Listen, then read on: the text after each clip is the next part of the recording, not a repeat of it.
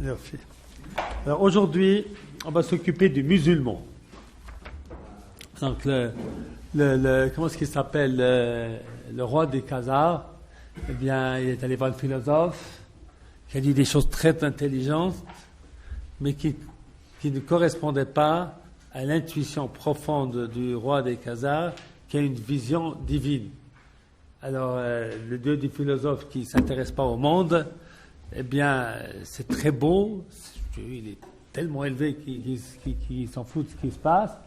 C'était très beau, c'était intellectuellement satisfaisant, mais ça ne répondait pas du tout à l'attente de Rabbi Yehuda Halevi. Alors il est allé voir un chrétien. Les juifs, il s'est dit, je ne vais pas aller voir les juifs, de toute façon, ils sont repoussés de partout, ils ne valent rien du tout, c'est sûr que la vérité ne se trouve pas chez eux.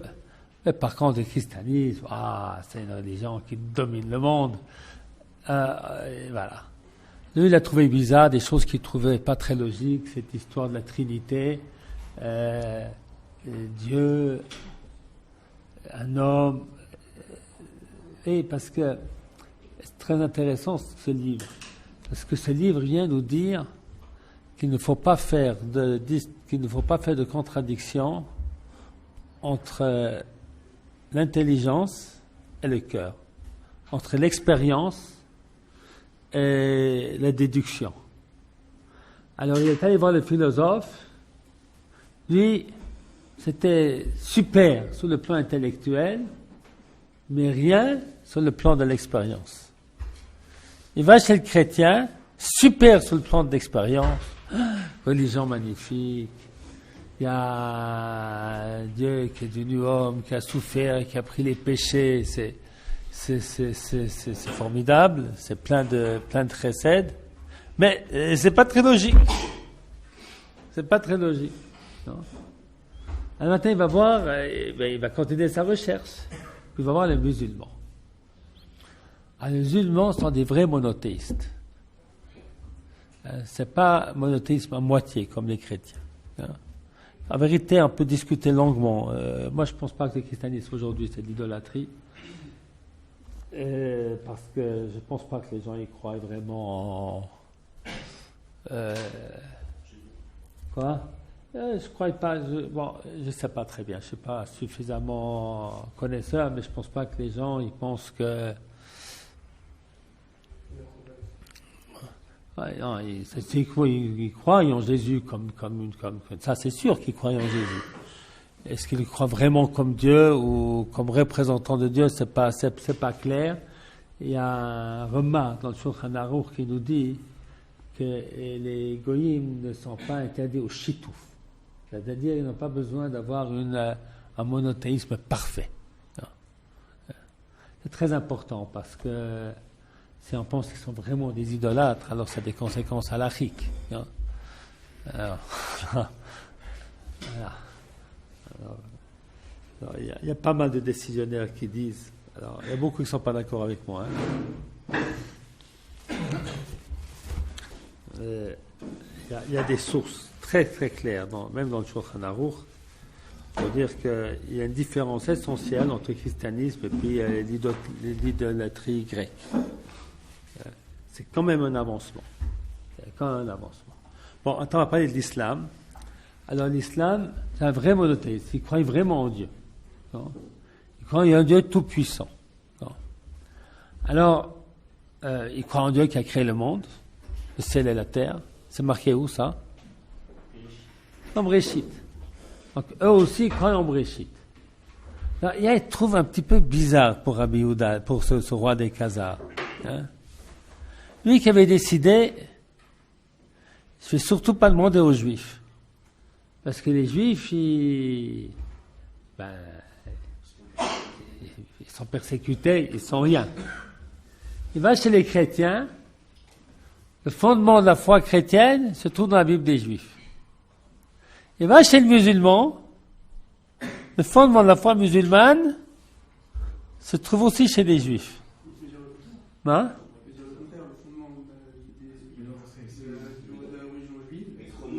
Non, on ne peut pas dire ça. Non, on ne peut pas dire ça. Je vais t'expliquer pourquoi, Elliot. le récit de la création se trouve dans la Bible des Juifs. Non? L'islam vient après.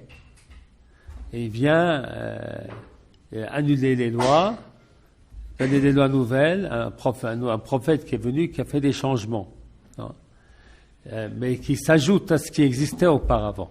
Même l'histoire de la Kedat Yitzhak, qu'ils la prennent avec de certains changements. D'accord? Donc l'islam, c'est dans les années 600-700, quelque chose comme ça, après Jésus-Christ. Le judaïsme, c'est bien avant. Non? Donc on ne peut pas dire que le judaïsme a pris de l'islam. C'est impossible de dire ça. Non? Alors, voilà. Alors, ça va amener quand même ce roi des Khazars à se dire, il y a peut-être quand même quelque chose chez les Juifs. D'accord? Maintenant, on va quand même d'abord voir qu'est-ce qu'il lui raconte ce roi, ce musulman. C'est quel paragraphe? Voilà. Azkara Kuzari le Chacham et Chachmei Islam, c'est la page Zain. Vayishaleu le Torato le Maseo. Amarlo et Chacham a Muslimi. Des choses magnifiques. Anu Mahminim Bagdut Elohor Bekadmuto. Ton mérite que Dieu n'est pas créé. Il existe depuis toujours. Je crois Bevriat Haolam. Betersut Kol Anashim El Adam Vel Noach. Tout ça, on croit. Ce qui est marqué dans la Bible, on y croit. D'accord? Ulam, Machikimanu et Takshama Metola Legamre. Dire que Dieu est devenu corps, ça on n'accepte pas. Les histoires des chrétiens, ça c'est pas pour nous.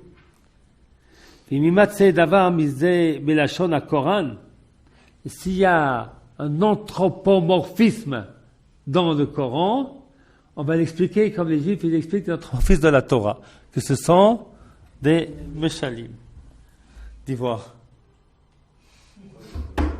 Ah là là. Confisqué à toujours. Ah là. Ah. Pourquoi vous n'avez pas de livre? Mais vous peut-être acheter.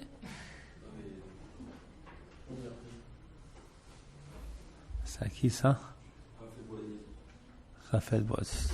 C'est pas sérieux quand venir à un cours sans livre.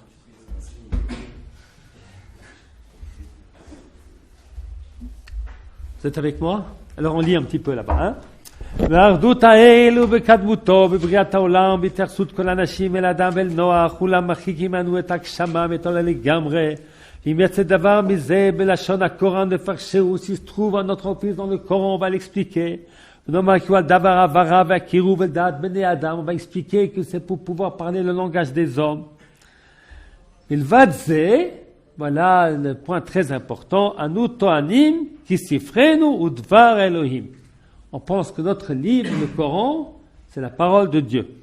Sefer ze dvar pelehu, amechayvenu lekablo mitzad atzmo, kein adam baolam yachol lechaber kasefer haze, af lo pasuk echad mipsukav. Alors, il y a très peu de choses sur l'islam dans ce que cite le Rabbi Yehuda Halevi dans ce livre. Il n'y a pas une explication réelle de ce qu'est l'islam. Il y a que c'est un véritable monothéisme et la centralité du Coran. Et elle lui dit, là, l'imam là-bas, il lui dit, le Coran est un livre magnifique. Tu ouvres le Coran, tu regardes un verset, c'est pas un homme qui a pu faire une chose pareille, c'est que Dieu. Non? Alors, comment est-ce qu'il dit, le roi des Khazars, il dit, c'est bien beau. Et moi, je connais pas l'arabe. Hein? Alors, tu me dis que c'est le livre le plus beau, que tu lis ça, moi, ça me laisse froid, hein, cet argument. Hein. Alors, il explique, Nevi'enu chotem ha-nevi'im, c'est le dernier des prophètes, Mevatel kol Torah shetagmalo, vekore et kol ha'umot lekabel alehem et ha-islam. C'est une religion universelle, non? Et comment universelle? Par l'épée, non? On le voit bien aujourd'hui. Hein, oui, le Daesh, tous. C'est-à-dire, le musulman, il pense que il doit veiller à ce que tout le monde croie en l'islam, devienne musulman.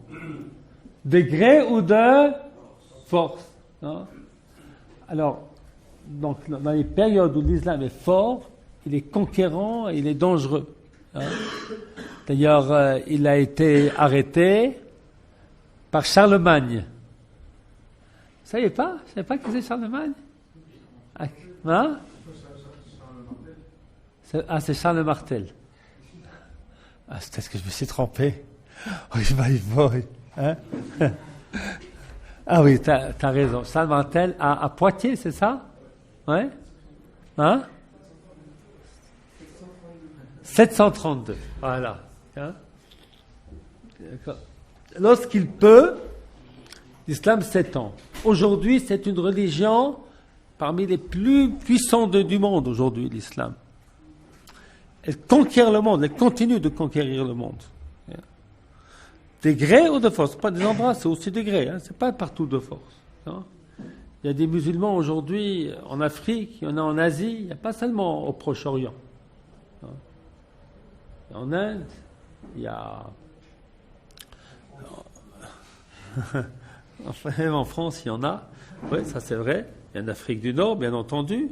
Et puis il y a donc on appelle ça dans ces grands pays comme là en Russie, il y a beaucoup, effectivement.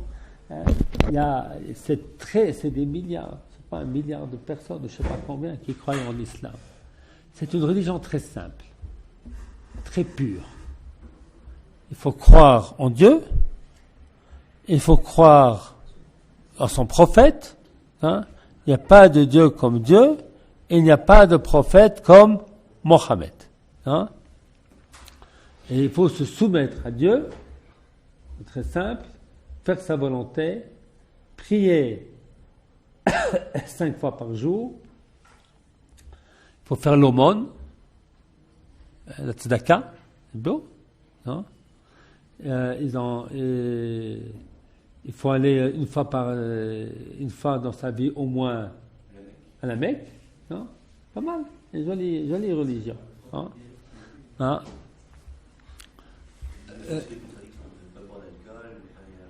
Alors maintenant, à part les religions fondamentales, eh bien c'est une religion qui ressemble beaucoup au judaïsme en ce sens qu'elle ne s'occupe pas seulement d'esprit, elle s'occupe de la vie. Donc il y a les lois fondamentales, les 5 piliers. C'est donc c'est la prière, c'est croire en Dieu, croire au prophète, l'aumône, et puis la Mecque. Voilà, hein, la Mecque. Et ben, en plus de cela, il y a une grande Torah Shebal Peh, enfin un grand enseignement qui s'occupe de toute la vie. Hein. C'est une religion qui s'occupe du monde matériel. Hein. Elle s'occupe de comment est-ce qu'il faut vivre dans ce monde avec des lois très, très précises, très rigoureuses, pas toujours facile à respecter. Maintenant, dans le texte, le roi des Khazars, il dit, moi ça ne me convient pas parce que tu me dis à propos du Coran, le Coran ça ne me dit rien. En fait, il faut réfléchir encore un peu plus à ce qu'est l'islam et quelle différence fondamentale est là avec le judaïsme. Non, pas dans d'autres chapitres de Rabbi Yehuda Halevi, mais je vais expliquer quelque chose de très très fondamental. L'islam, qu'est-ce que ça signifie le mot islam? Soumission. Non? C'est la soumission à Dieu. Comment est-ce qu'un musulman y prie?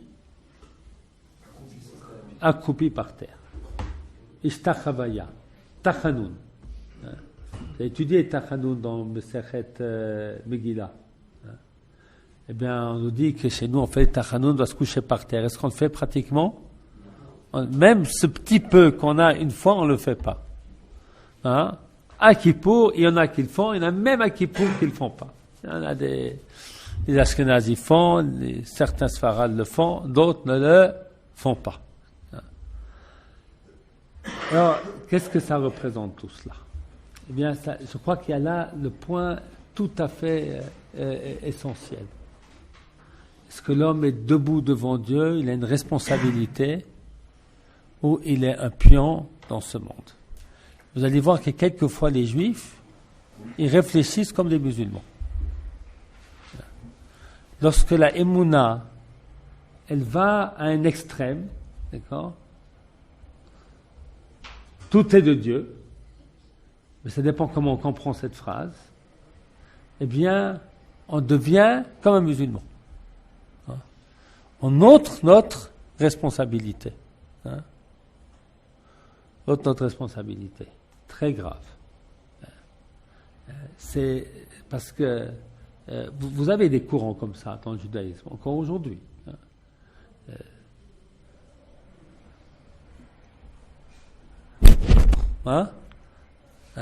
Et ça, c'est pas juste. La Torah, fondamentalement, la création, selon la Torah, c'est de donner à l'homme la responsabilité. C'est ça, créer un homme. Créer un homme, c'est un vidame, qui décide de son sort, qui a la possibilité d'agir sur le monde, qui a la possibilité de l'avancer, la possibilité de le reculer. Ça, c'est le judaïsme. Très, très fondamental. Alors, vous avez un très grand signe pour faire la différence entre le judaïsme, l'islam et le chrétien. C'est quand c'est qu'on fait Shabbat. Nous, on fait Shabbat quel jour? Le 7e jour. Les musulmans, ils le font le quel jour? Le vendredi, le 6e jour. Et les chrétiens, ils font quel jour? Le dimanche, le 8e jour. Pourquoi ils font le 8e jour? Parce que le Messie est déjà arrivé. Alors, ils sont dans le monde du 8e jour. C'est un monde achevé. Les musulmans, ils font le 6e jour. Ils sont dans le monde de la création. Et les juifs, ils font le 7e jour. Le 7e jour, c'est Dieu qui s'est reposé et qui a donné la responsabilité à l'homme. C'est Manitou qui donne cette explication. Cette explication est très, très, très importante pour comprendre. Alors, donc pour un musulman d'aller se faire tuer, comme de toute façon il va mourir, il va faire un attentat, s'il va crever, c'est que c'est écrit qu'il va aller crever de toute façon. Donc il n'aurait pas fait cet attentat, il serait mort quand même. Donc il n'y a pas de risque. D'accord? C'est une religion extrêmement dangereuse, extrêmement extrémiste. D'accord? Et puis, il a un point commun avec le christianisme, que le christianisme a abandonné dans les temps modernes, mais que l'islam n'a pas abandonné, c'est la volonté de faire dominer sa religion dans le monde entier. Cette volonté, le judaïsme n'a pas. On demande pas. Pour être juif, c'est toute une histoire. Pour être chrétien, c'est très facile, et pour être musulman, c'est encore plus facile. Encore plus facile. Ce sont deux religions très dangereuses. Parce qu'elles se veulent universelles, dans le sens, pas universel que c'est servir tout l'univers, c'est la Torah, mais universel, c'est dominer tout l'univers. Vous comprenez la différence? D'accord? Voilà. Alors on le sent bien aujourd'hui, parce que pendant des siècles, l'islam était soumis n'était pas fort. Maintenant qu'ils sont devenus forts, ils sont devenus extrêmement dangereux. Extrêmement dangereux. Alors ça c'était pour... Maintenant, ils ont aussi croient dans le Olam Haba. C'est quoi le Olam Haba? C'est un truc matériel, effectivement. Ils sont dans le monde du 6e jour. Donc, je sais pas, ils vont avoir des relations sexuelles avec des betoulotes. C'est pas une différence tellement entre. C'est ça leur rêve. Ils sont profondément dans le monde matériel. C'est à la fois une religion très spirituelle parce qu'il y a une grande soumission à Dieu, mais dans la vie, c'est une religion très profondément matérielle. Parce que l'homme ne peut pas sortir de sa mesure d'homme. L'homme, il est en bas. Dieu, il est en haut. Chez les chrétiens, Dieu, il est descendu en bas. Chez les Juifs, eh bien, on se rencontre au milieu. Yered Hashem al Har Sinaï, et Moshe Rabbeinu est monté sur le mont Sinaï. On a la différence essentielle de ces deux autres religions, c'est la responsabilité que nous avons. Un chrétien, s'il a fait une bêtise, eh bien, qu'est-ce qu'il va faire? Jésus, il a payé pour moi. Le musulman, qu'est-ce qu'il va dire? C'était prévu. C'était prévu, qu'est-ce que je peux faire? Non? Vous n'entendez pas des juifs qui disent ça parfois? Alors, sachez qu'on est en danger d'islam lorsqu'on dit des choses pareilles. Non? Tu te lèves demain matin, oui, Bezrat Hashem. Bezrat Hashem, c'est vrai qu'il faut Bezrat Hashem, si Dieu ne veut pas, on ne va pas. Non? Mais en vérité, c'est Bezratra. Parce qu'Akadosh Baruch Hu a déjà fait son travail. T'es beau, t'es grand, t'es en bonne santé, t'as 2 pieds, t'as 2 jambes, tu peux te lever. Non, c'est toi qui fasses le bon Dieu maintenant. Il a déjà fait, lui. Maintenant, c'est toi. Hein? C'est ta décision à toi, c'est ton choix à toi. C'est très, très, très, très fondamental. Hein? Maintenant, il y a des tentatives dans le judaïsme, dans le rabbinat parfois, de rendre les gens irresponsables. Comment ça? En disant que qui c'est qui doit réfléchir à leur place? Les rabbins. Hein? Alors pour moi, ce n'est pas des bons rabbins qui disent ça. C'est le contraire du judaïsme. Le bon Dieu lui-même, il dit, c'est pas moi qui décide, c'est toi qui décides. Le rabbin d'aujourd'hui, il dit, c'est pas toi qui décides, tu comprends rien, c'est moi qui décide pour toi. Je te dis, pour qui tu vas voter? Je dis, avec quelle femme tu vas te marier? Si tu vas acheter cette maison ou pas. On veut ôter la responsabilité. Très dangereux. Alors, ça ne veut pas dire qu'on ne peut pas lui demander une bracha. Ça ne veut pas dire qu'on ne peut pas demander un conseil. Mais ça veut dire qu'il faut garder sa responsabilité. Alors moi, je suis un mauvais rabbin. Voilà. Parce que je ne veux pas dominer les gens. Dominer les esprits. Voilà. Alors, on va sauter un petit peu. On va parler des Juifs maintenant.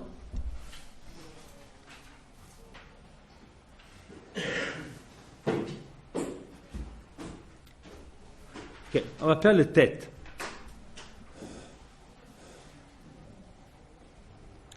Valo sifreno akadosh, dit le Chacham Muslimi Liman, malé sipurim al Moshe alav shalom al bnei Israël. סיפורים אשר אין להטיל ספק אמיתתם. כל אשר עשה אלוהיו בפרעה ואשר קרא ים והעביר בו בשלום את אשר רצה בהם.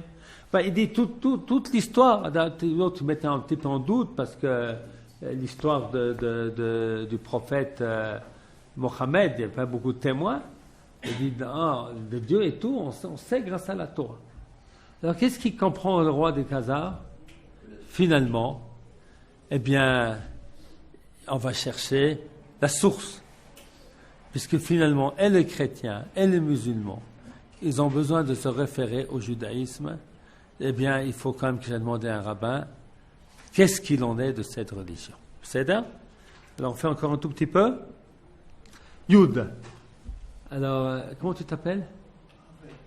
Raphaël. Tu veux me dire le Yud? Roy dit.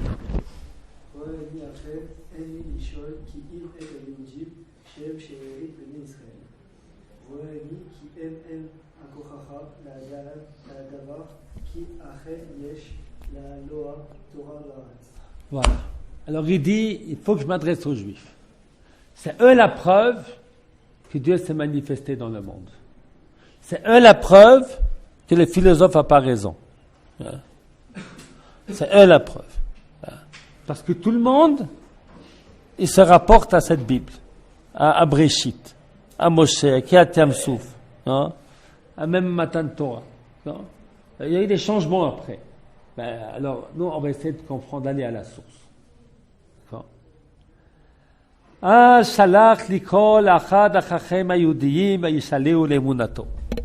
voilà, il appelle un juif. Et il lui dit, un rabbin. Hein? Je ne suis pas contre les rabbins, pas croire. Hein? Et puis il me demande au rabbin, et il lui dit, dis-moi, quels sont les fondements de ta foi? Voilà. Alors, on va écouter ce qu'il dit. Léo, tu veux me lire Yud Aleph. Ani Ma'amin.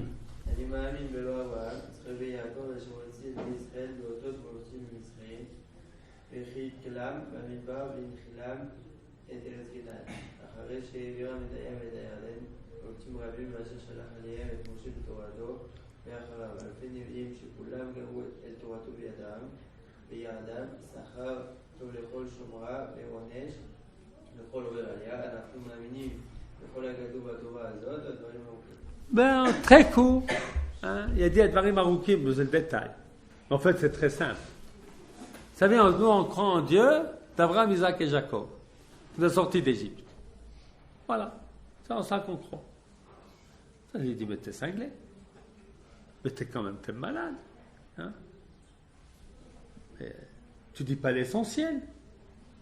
Hein? Il y a une chose, et que les musulmans et les chrétiens, ils sont d'accord qu'ils ont appris de chez vous. C'est quoi? C'est que la création du monde. Et toi, pas la création du monde, pas Dieu d'Abraham, d'Isaac, de Jacob, un Dieu tribal.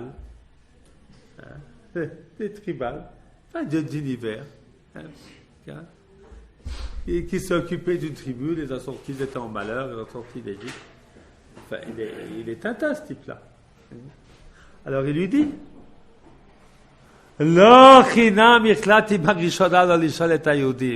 j'avais bien raison de ne pas demander aux Juifs. Ils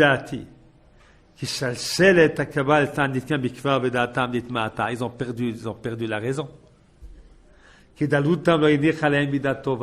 La pauvreté dans aucune intelligence. Tu n'aurais pas dû dire que tu crois dans le Créateur du monde. C'est lui qui t'a créé, c'est lui qui te nourrit. Que dans toutes les manières dont on décrit Dieu, parle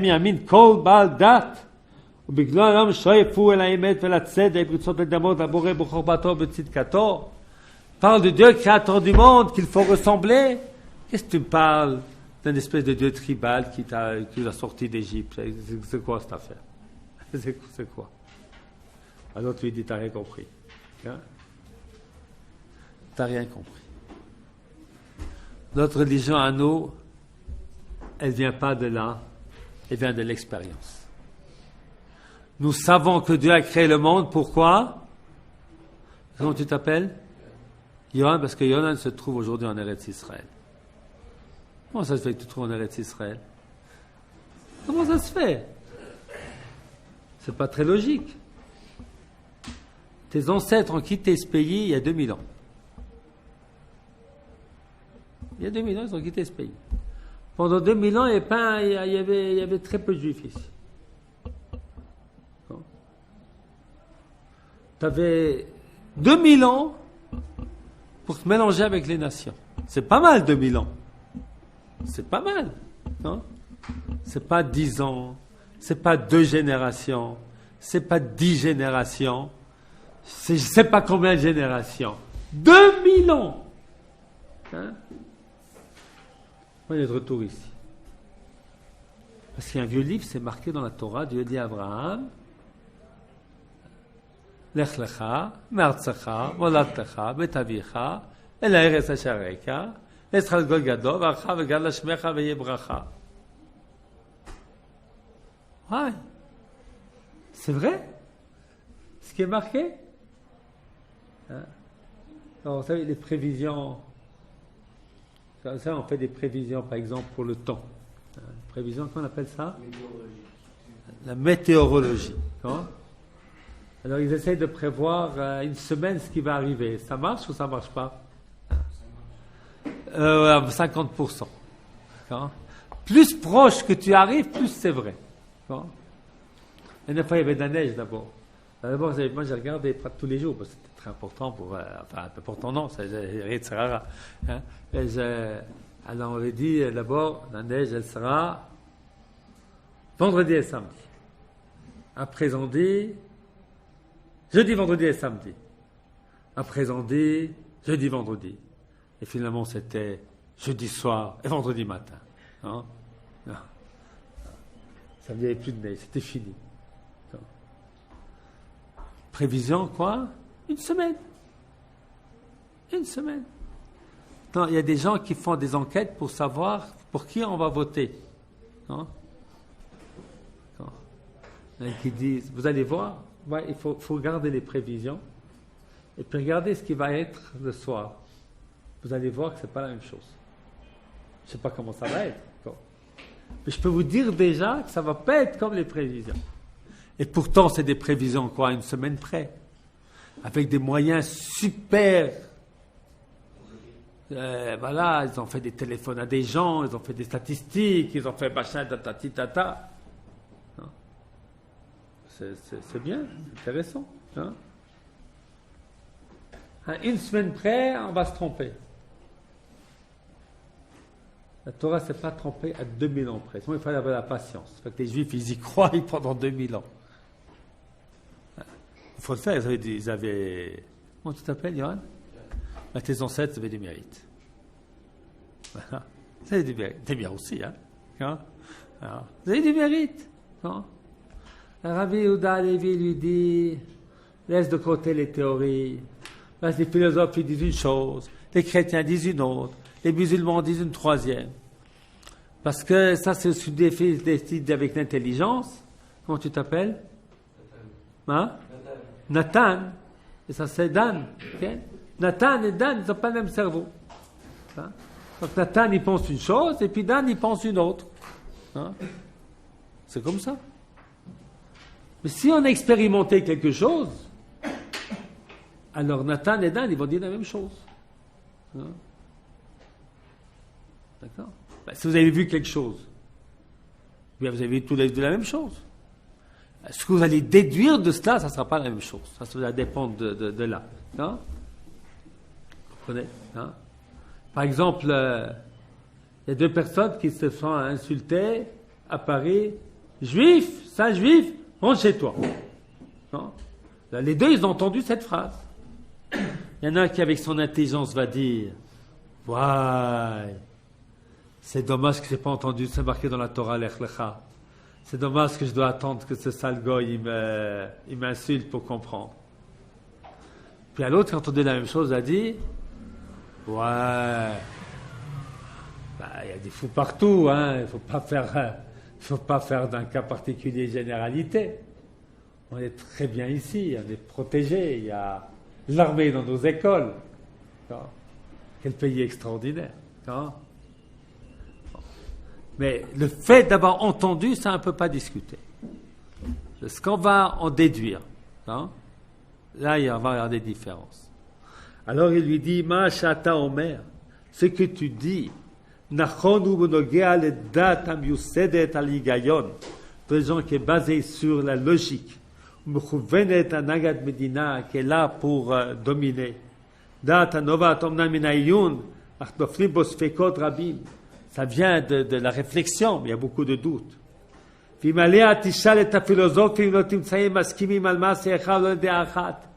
l'opinion des philosophes. Socrate, il a une opinion. Platon, une autre.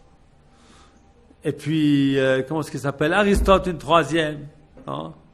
Il n'y en a pas trois qui sont d'accord. Il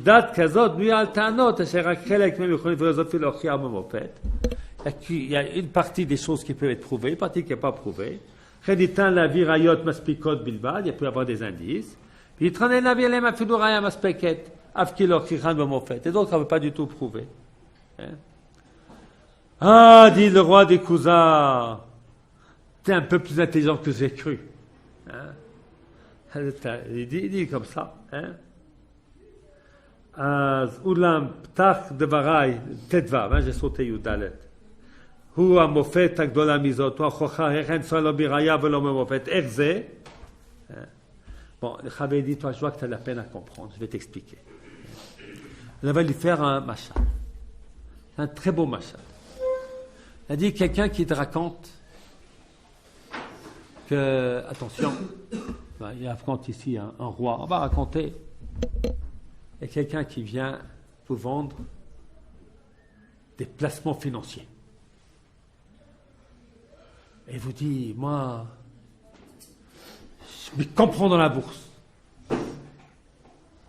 Donnez-moi, confiez-moi votre argent. Vous allez faire 15% par année. Est-ce que vous allez le croire? Non, vous avez bien raison. Hein? Maintenant, si ce monsieur, c'est quelqu'un qui s'est occupé de la fortune de ton père et de ton grand-père, et puis il a vraiment bien géré, et puis chaque année, peut-être pas fait 15% comme moi, mais il a fait 7% chaque année. Il dit, tu veux continuer avec moi? J'ai bien réussi avec ton père et ton grand-père. Qu'est-ce que tu vas lui dire? Pourquoi pas? Pourquoi pas? C'est ça qu'il dit, à Rabbi Yehuda Halevi. La différence. Le chrétien, il dit, Jésus, qui c'est? Personne. Mohammed, il dit, Dieu m'a parlé. C'est toi qui le dis. Mais nous, les Juifs, Dieu nous a sortis d'Égypte. On est témoins. On a vécu cela. Ce n'est pas des histoires. Alors c'est Dieu qui nous a sortis d'Égypte. On y fait confiance. Comme il nous a sortis d'Égypte, il va nous ramener en Israël. Voilà. Aujourd'hui, la preuve qu'il y a un Dieu sur la terre, comment t'appelles? Daniel, c'est que Daniel se trouve à Kochav Yaakov. Conformément aux promesses bibliques. C'est pas mal, d'accord? C'est fort, c'est très fort, Rabbi Yehuda Halevi, c'est très fort. Maintenant, cette force est extraordinaire, parce qu'il a écrit ça, maintenant c'est plus facile pour nous d'écrire. Parce qu'il a écrit ça lorsque les Juifs ils étaient en galoute. Tu as une question? C'est que les chrétiens aussi, Jésus il avait devant beaucoup de personnes, ils ont aussi l'expérience de ces miracles, d'une marque, c'était divin chez lui. Non, c'était au maximum 10 personnes, je crois. Il ne faisait pas des miracles dans la rue? Non. Enfin, pas que je sache. Je ne suis pas grand spécialiste du christianisme. Hein. Autant que je sache, la résurrection et tout ça, c'est... C'est vrai ça? Quoi? Oui, tout ça. Quoi? La résurrection. Bien sûr que non. Il n'existe pas quelqu'un qui meurt et qui revit. Il y a des Lubavitch pour croire ça. Pas les vrais Lubavitch. Les vrais Lubavitch, ils seront des gens pieux. Ils ne croient pas en des bêtises. Mais les faux Lubavitch, les faux Lubavitch, qui vous disent que le rabbi va revivre avec tous les juifs, ce sera Triat Hametim. Mais pas avant. Ça, c'est du christianisme, ça. Ah, c'est pas possible? Non, c'est pas possible. Quelqu'un qui est mort, il est mort. Non? Quelqu'un qui est mort, il est mort. Triat Hametim, c'est plus tard. Il n'y a jamais eu dans notre histoire Triat Hametim. Il n'y a jamais eu. Il y aura. Il n'y a jamais eu. On voit quand ils utilisent la résurrection des morts pour faire revivre des gens. C'est des gens qui ne sont pas morts. C'est des gens qui sont... L'histoire de Purim où il a égorgé, après il était mort. Mais oui, ben, tu as regardé les Mefarshim, ils n'étaient pas vraiment morts, parce qu'ils étaient vraiment morts, il n'aurait pas pu le ressusciter. Hein? Il y a plusieurs explications. Il était quoi? Il était en coma. Hein? Il n'était pas mort. Non, bien sûr que non, il n'était pas mort. Il ne faut pas croire des histoires pareilles, on n'est pas fous, non? Non? Il n'était pas mort. Non. Il ne serait pas. Il était mort et enterré. On ne peut pas le faire revivre.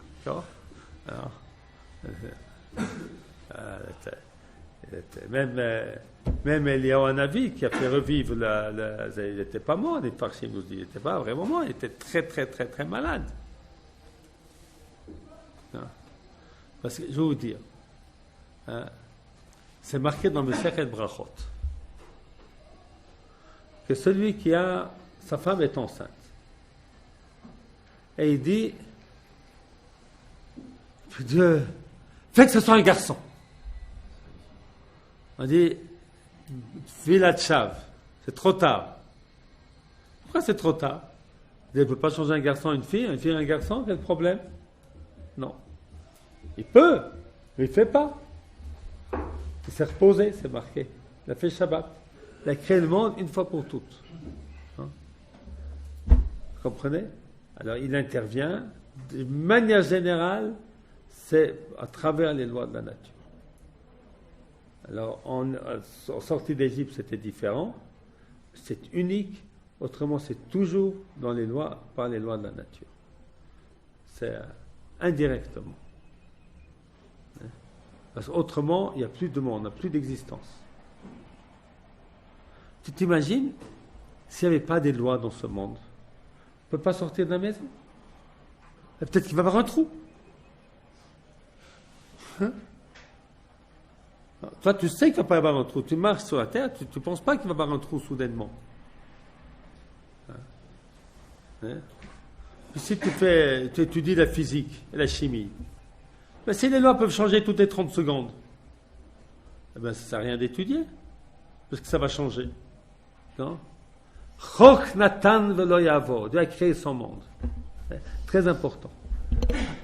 Alors, il est mashgiach sur le monde, de manière, mais à travers les lois de la nature. Vous comprenez? Très important. Non? Très important. Alors, il lui dit, nous, on a l'expérience de Dieu. Ça, c'est notre foi. On a l'expérience de Dieu. Moi, je ne crois pas que Jésus s'est ressuscité. Pas plus que je crois que le Mashiach, que le Rabbi va revenir. Non. C'est pas vrai. Non. C'est une déviation du judaïsme. Non. Mais il ne faut pas leur dire, il ne faut pas les fâcher. Ça va passer. Ça va passer tout seul. Alors, le temps va faire son œuvre. Hein.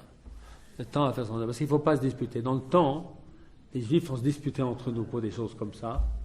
Et veulent la mettre en chérem et tout ça. Aujourd'hui, on ne veut plus faire ça. On ne veut plus faire d'excommunication, on ne veut plus faire ça parce que il faut qu'on vive. Parce que nos enfants, ils sont comme nous, ils font Shabbat, ils mangent kasher, ils vont à la mikveh, ils vont. Il y a une chose un petit peu. C'est pas grave. Urachum, yechaper avon. Vous comprenez? Hein? Mais il ne faut pas croire. Moi, je vous dis la vérité. Hein? Vous êtes mes élèves, je vous dis, il ne faut pas croire des choses comme ça. Hein? C'est chibouche. C'est pas vrai. Hein? Non. On a dit ça sur personne. Ni sur Moshe Rabbeinu, ni sur Abraham, ni sur Yitzhak, ni sur Yaakov, ni sur Rabbi Akiva Eiger, ni sur Ben Israël, ni sur Rav Moshe Feinstein. Non? Oui. On fait des sources comme quoi Mashiach allait se voiler, mourir quoi, et après se ressusciter, se redévoiler. C'est le christianisme, ça. C'est source chrétienne.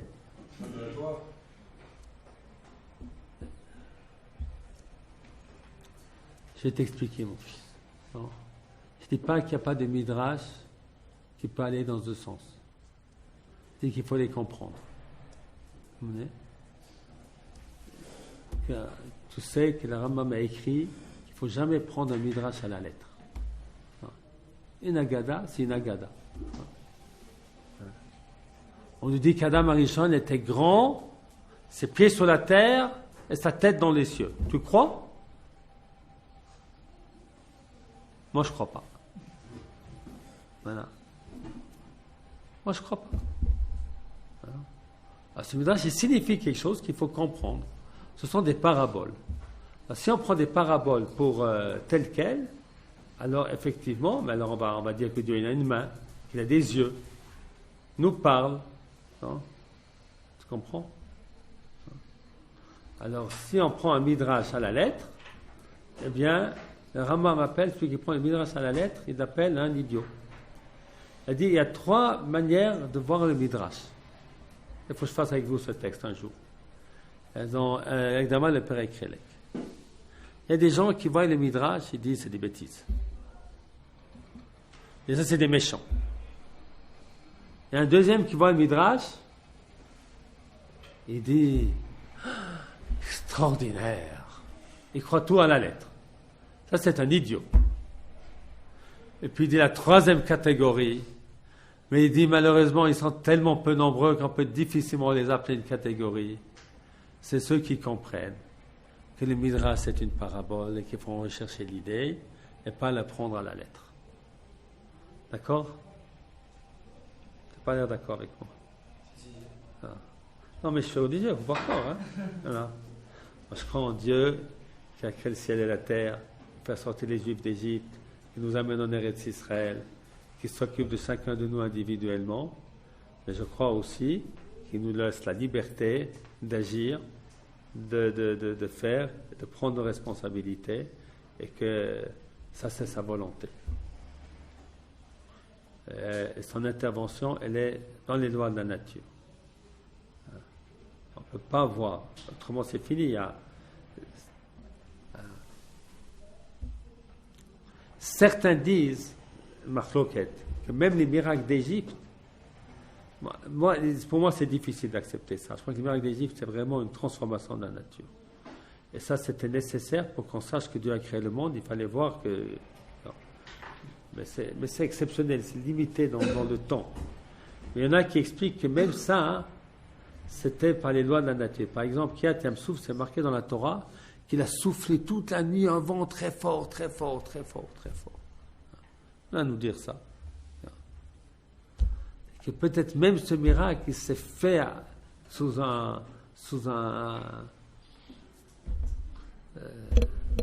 une illusion de nature.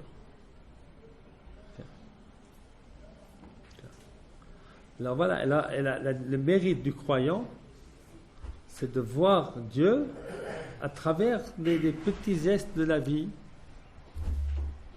Que je me lève en bonne santé, je peux ouvrir mes yeux le matin, je peux mettre ma kippa sur la tête, que je peux courir. Baruch Hashem. Voilà. Pourquoi je ne suis pas croyant en Dieu? Ça serait mal interprété ce que je vous dis. Voilà pour aujourd'hui les enfants.